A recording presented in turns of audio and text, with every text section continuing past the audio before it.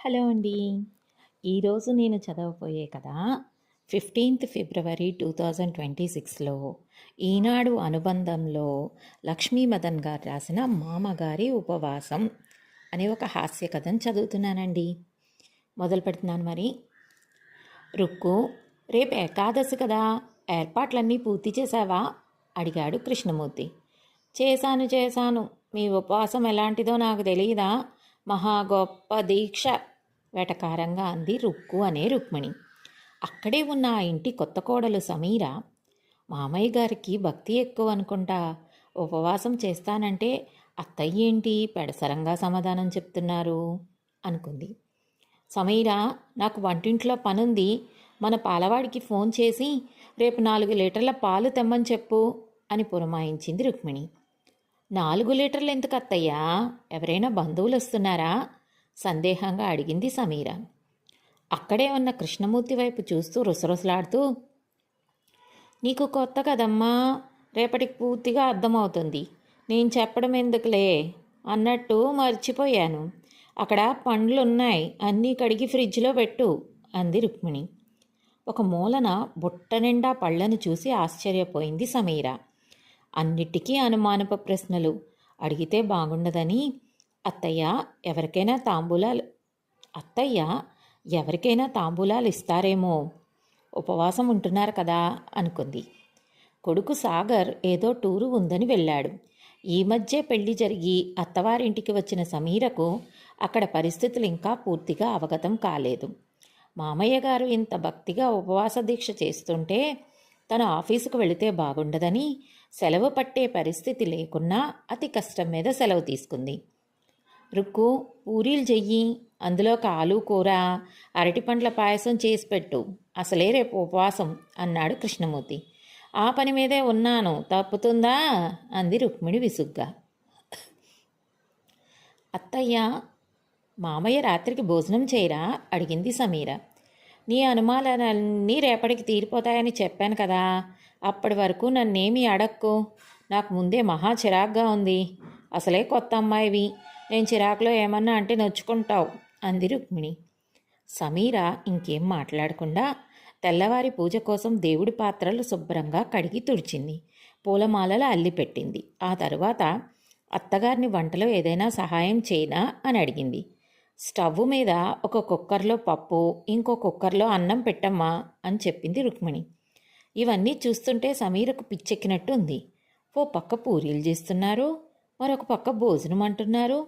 ఏమిటో అర్థం కాలేదు.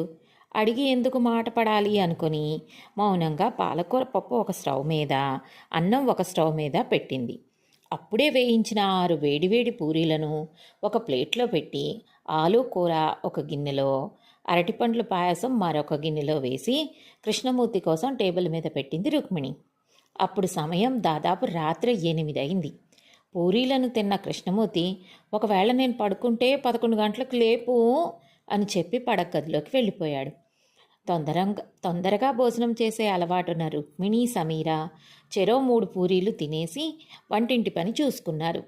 తర్వాత సమీర తన గదిలోకి వెళ్ళి పడుకుంది.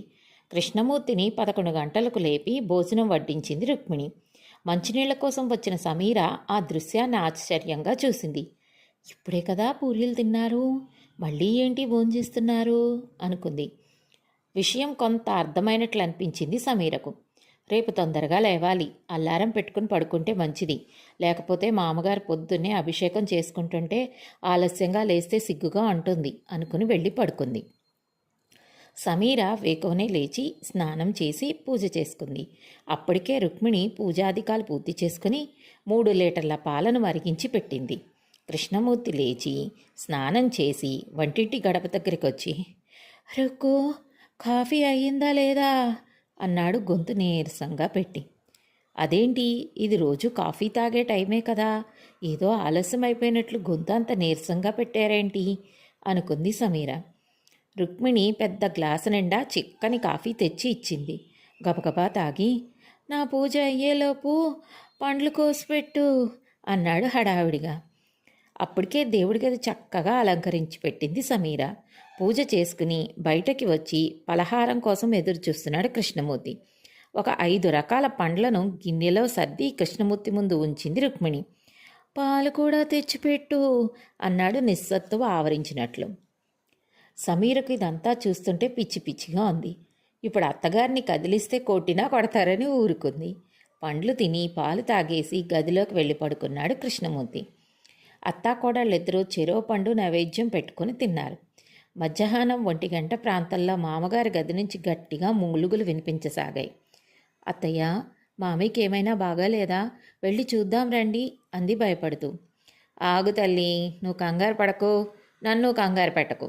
చెప్పాను కదా, రాత్రి వరకు విషయం అంతా నీకు అర్థమవుతుంది అంది చేయి పట్టుకుని సమీర్ను ఆపుతూ.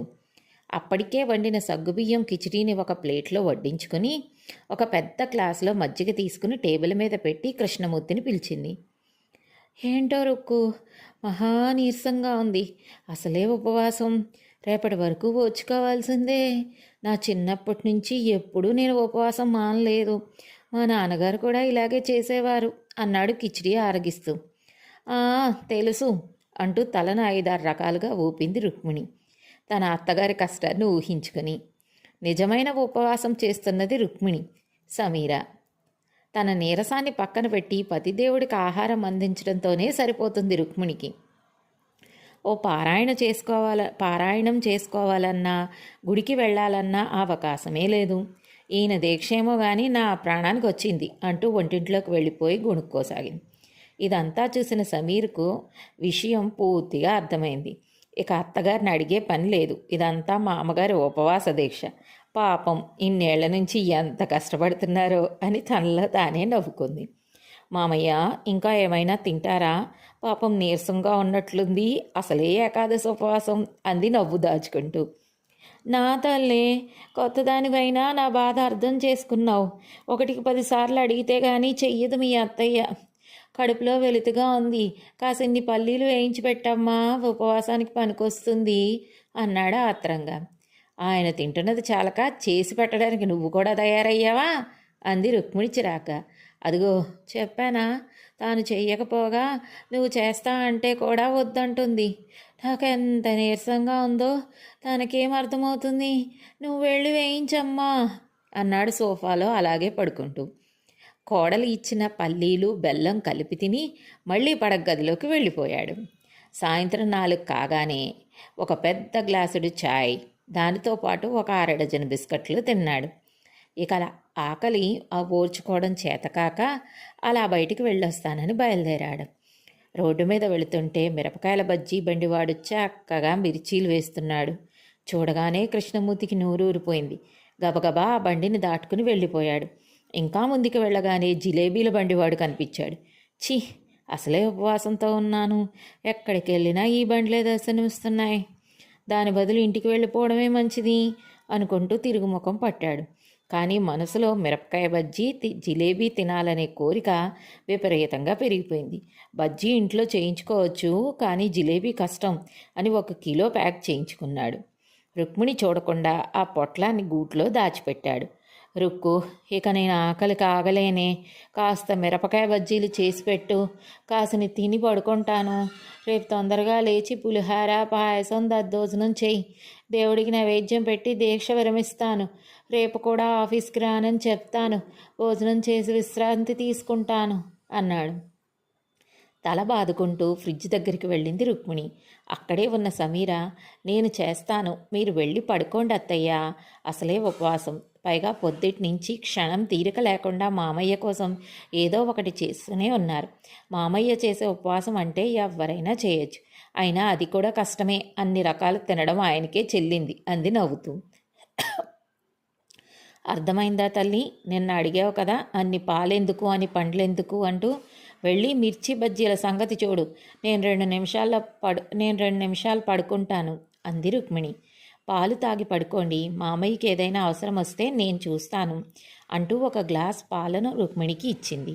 ప్రేమగా సమీర వైపు చూస్తూ పాలు గ్లాస్ తీసుకుని తాగేసి వెళ్ళి పడుకుంది రుక్మిణి.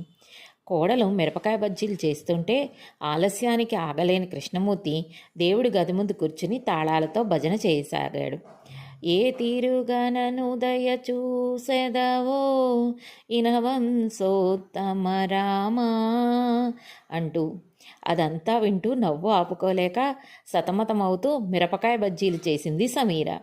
కృష్ణమూర్తి కోడలు చేసిన మిర్చి బజ్జీలన్నీ ఆరగించి గూట్లో దాచిపెట్టిన జిలేబీలను మెల్లగా అటువైపు వెళుతూ ఒకటి ఇటువైపు వెళుతూ ఒకటి తింటూ దాదాపు 12 గంటల వరకు అలా గడిపాడు. 12 దాటగానే అమ్మయ్య ఏకాదశి అయిపోయింది, ద్వాదశి వచ్చింది, ఇప్పుడు ఏదైనా తినొచ్చు అంటూ ఫ్రిడ్జ్లో ఏదైనా దొరుకుతుందేమో అని వెతకసాగాడు.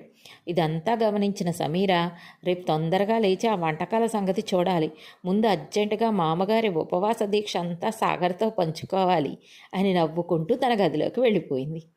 బాగుంది కదండి మామగారి ఉపవాసం అనే హాస్య కథ. మీకు నచ్చింది కదా? ఉంటాను. బాయ్.